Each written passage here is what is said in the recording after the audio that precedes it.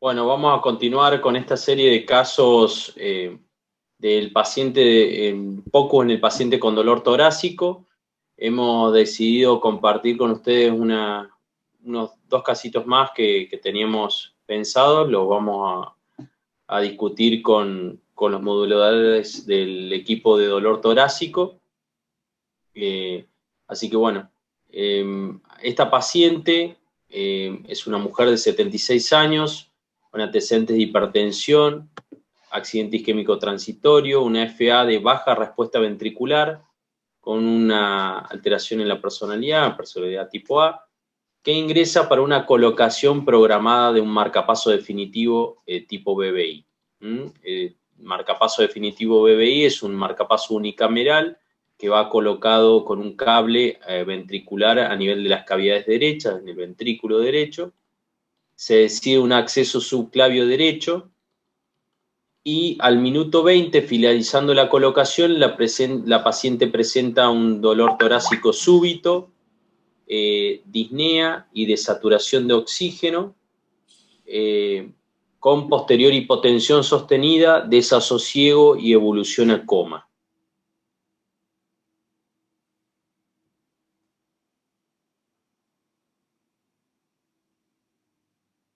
Entonces, entre las preguntas que nosotros nos debemos hacer es ¿qué protocolo de evaluación ultrasonográfica utilizaríamos en esta situación? Una paciente que estaba en shock, había hecho un dolor torácico y deprime súbitamente el sensorio, entra en coma. Nos avisan desde quirófano, rápidamente acudimos, la paciente fue intubada, se le pasó cristaloides, se le colocó un goteo de noradrenalina y rápidamente se la llevó a la terapia intensiva. El cardiocirujano decidió, como ya estaba colocado el marcapaso y estaba en funcionamiento, dejar colocado el marcapaso y fue trasladada así a la terapia intensiva. ¿Qué protocolo piensan que podríamos haber usado entre estos? Protocolo FOLS, Sésame, protocolo Rush, protocolo FAST o B y C son posibles. Bueno, el protocolo que usamos es el mismo protocolo que usamos para todos los casos de protocolo de casos de shock, como lo explicó muy bien el doctor Isa en su caso. Paciente en shock, decidieron utilizar el protocolo Rush.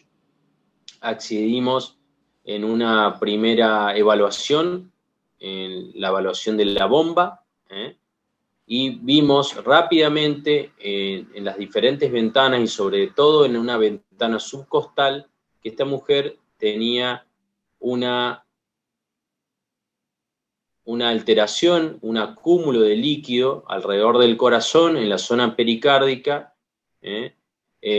con alteración en la distensibilidad del ventrículo derecho y una vena cava hacia la imagen de la derecha, pletórica sin colapso.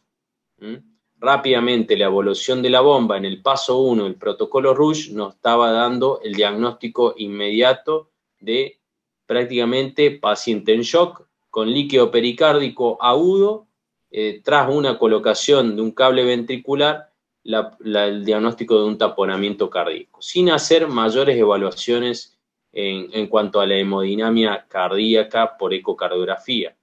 Pero no se olviden que siguiendo el protocolo Rush es importante porque esta paciente tuvo un acceso venoso subclavio, por lo tanto, también el neumotórax puede dar dolor torácico y puede producir el cuadro de hipotensión, shock y desasosiego por hipoxemia, hipotensión y evolución a coma. O sea, que acá con el protocolo Rush estábamos descartando por la presencia de sliding, deslizamiento pleural en todas sus tantos puntos blue superiores, blue inferiores y PLAPS, había de sliding pleural, por lo tanto estábamos descartando la presencia de un neumotórax. Esto es en la evaluación del tanque en el paso 2 del protocolo Rush. O sea, nosotros ya teníamos en los dos pasos el diagnóstico, continuar con el protocolo Rush no era válido, hicimos las mediciones, correspondía a un derrame pericárdico severo, más allá de si es severo por el espesor que tiene el coágulo, o en este caso el coágulo, pero el líquido pericárdico alrededor del corazón, que era más de 20 milímetros, que ya le daba un parámetro de severidad, tiene que ver la acumulación aguda del líquido pericárdico y la inestabilidad hemodinámica, lo que da el diagnóstico de taponamiento cardíaco. Recuerden que el diagnóstico de taponamiento es clínico y no puramente ecocardiográfico. Entonces acá pintamos el líquido pericárdico, teníamos dibujada la pared del ventrículo derecho, y hicimos una valoración hemodinámica, donde había variabilidad respiratoria en el flujo aórtico. Esto es un detalle más fino que también permite evaluar el mecanismo de interdependencia ventricular entre los ventrículos cuando hay un taponamiento cardíaco que está alterado, ¿no? Entonces, fisiológicamente, la cavidad pericárdica tiene un límite de estiramiento que normalmente, si se produce patológicamente, si el derrame es muy agudo, poco volumen de líquido pericárdico acumulado en la cavidad puede superar ese límite de estiramiento y rápidamente llevar a la etapa de taponamiento crítico, a diferencia de un acúmulo crónico de líquido pericárdico que le permite distenderse al pericardio y acumularse en forma crónica mayores cantidades de líquido que no lleguen al límite de estiramiento pericárdico hasta cierto punto crítico, de acuerdo al tiempo de acumulación. Entonces, es importante saber en este caso que el taponamiento cardíaco, el manejo de un paciente taponado, es una materia que todo médico que se desempeña en un área crítica tiene que aprobar. Es algo muy importante y bueno, me gustaría que mis compañeros y el doctor Merlo podamos discutir sobre este caso en particular y sobre los casos de taponamiento cardíaco y de derrame pericárdico que suelen ser cuadros críticos que necesitan una atención inmediata y que requieren la audacia para poder ser diagnosticado y actuar en el momento que corresponde. Acá les muestro la pericardiocentesis que se practicó en esta paciente. Rápidamente se colocó, se le hizo un drenaje, colocó un drenaje por técnica de Seldinger, como en su momento supimos comentar en el grupo de Telegram.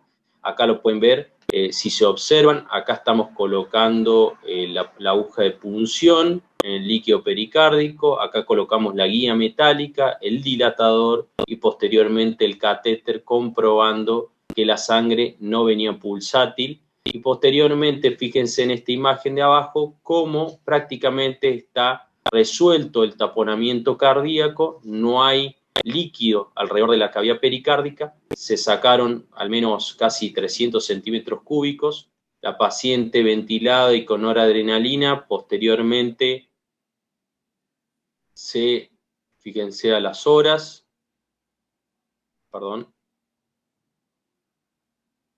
se pudo sacar el líquido pericárdico y fue extubada con éxito sin ningún problema a las 5 horas de evolución.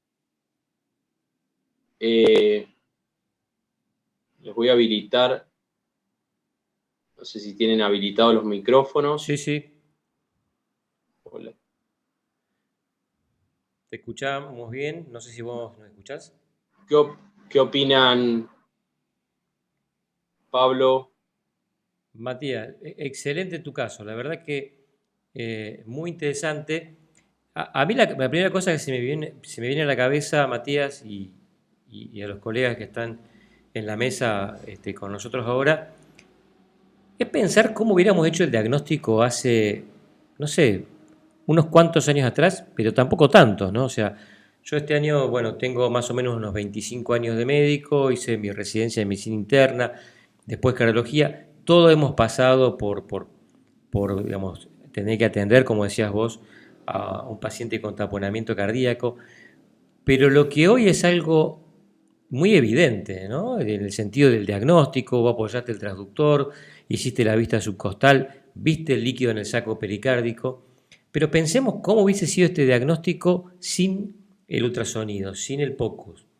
Y ahí me parece que si todos hacemos memoria, sobre todo los que tenemos algunos años más, realmente ¿qué hubiéramos recurrido? A la semiología, a los ruidos hipofonéticos, a la alternancia eléctrica, en fin, a la incubitación yugular, a la tríada de Beck, ¿no? Que todos aprendimos en la universidad, que por supuesto que es válida, pero me parece que ahí es donde no tenemos que perder la tremenda ayuda que nos brinda el POCUS y el ultrasonido en el manejo de un paciente grave, ¿no? Muy grave, o sea, con una situación realmente que requiere una intervención inmediata. No sé qué opinan los demás, pero a mí me sigue sorprendiendo esto, ¿no? Que hoy podamos hacer un diagnóstico con tanta precisión y con tanta rapidez, disponiendo, por supuesto, obviamente, de un ecógrafo, ¿no? Y vos fíjate que lo que usaste es un ecógrafo, imagen bidimensional, ¿no? Yo creo que este paciente, hace unos años atrás, realmente, y me trae recuerdos de mi residencia, y más cuando uno de la conducta que tiene que tomar es el de una pericardiocentesis, que es algo que en general, digamos, uno le tiene mucho respeto, y que no la va a intentar hacer así como así, o sea, sin tener alguna presunción real o alguna evidencia real de qué es lo que está pasando. Me parece que el impacto que tiene en el manejo de este paciente, el POCUS, es tremendo. Sí, Pablo, yo tengo, digamos, los mismos o un poquito más de años que vos y también. Yo creo que este paciente estaba, digamos, el hecho de que estuvieran manipulando con un catéter el ventrículo y bueno, por ahí que se chocó digamos, la sospecha era muy firme. Pero lo que te da es digamos, una exactitud diagnóstica y muy rápida, lo que te permite, obviamente, pasar rápidamente también a la conducta terapéutica que es el drenaje. O sea, con la primera imagen ya, digamos, uno va a ir a descartarlo y es lo primero que va a buscar en un paciente que han estado manipulando con catéteres y se choca, pero bueno, esto te da la certeza diagnóstica inmediata y también lo que no es poco te guía, te da una guía en cuanto a la función. Porque yo me recuerdo casos de pacientes que han tenido sangrado agudo, digamos, también me ha tocado ver casos de una rotura coronaria y también ¿cómo es?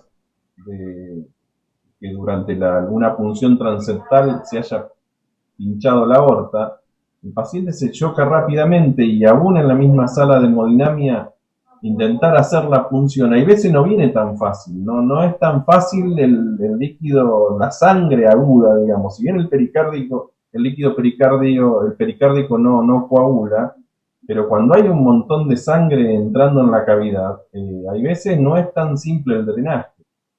Y esto te da, digamos, la certeza primero de que debes buscarle la vuelta para drenarlo, porque eso es lo que está perjudicando al paciente. En vez antes vos ibas a ciegas y si no sacabas en las funciones, tenías la duda de si estabas o no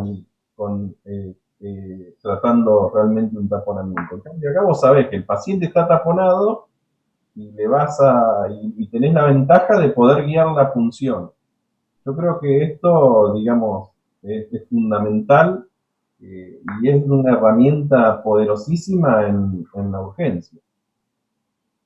Em, Comparto la verdad que el caso de Matías, comparto con lo que dicen ustedes, muchachos. La utilización de la ultrasonografía en este caso en particular nos viene pasando como nosotros hace un par de años atrás.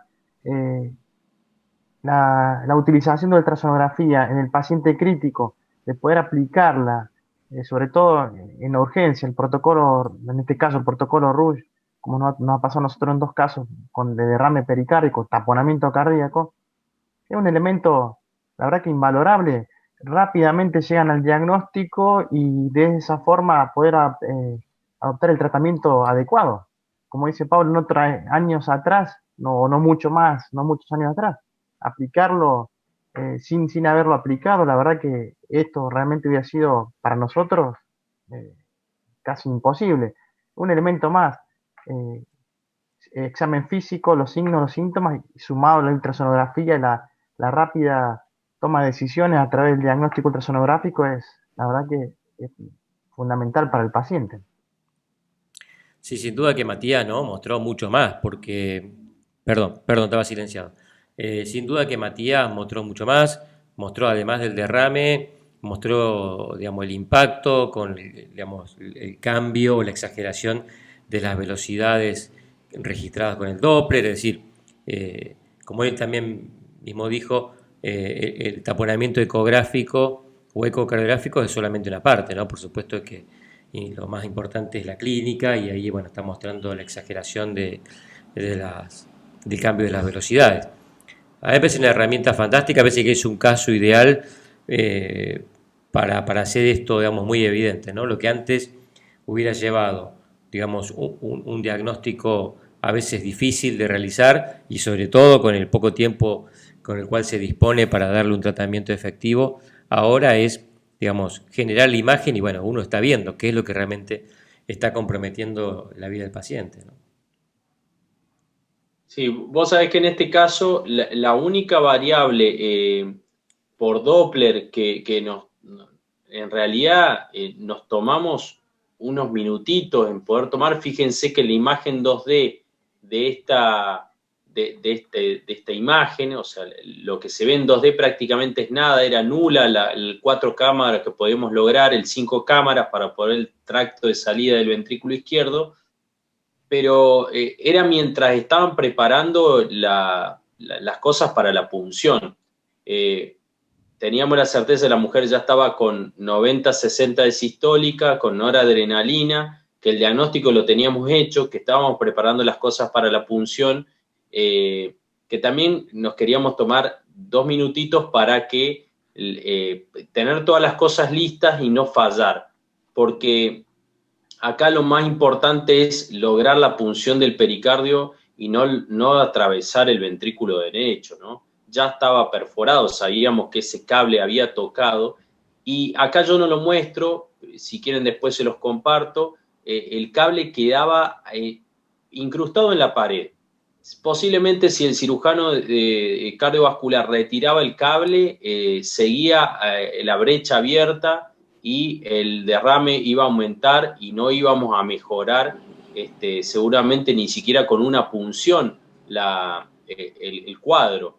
Así que creo que fue correcto dejarlo el cable donde estaba, valorarlo por ecocardiografía, ver que el derrame estaba quieto, que el coágulo, había un coágulo nadante. Hicimos el diagnóstico y la punción guiada por ecocardiografía transtorácica a través de un acceso subcostal o subsifoideo, como le llamamos, y que generalmente es el que solemos usar. A veces hay otros abordajes que son paraesternales o apicales. En lo particular o en lo personal no tengo experiencia en ese uso. Han salido algunos artículos en cuanto al uso del abordaje paraesternal. Sí sé que tienen mayor posibilidad de incidencia de lesión porque pasa la mamaria interna, tengo entendido, entonces tiene más riesgo de punción o de neumotórax en ese caso.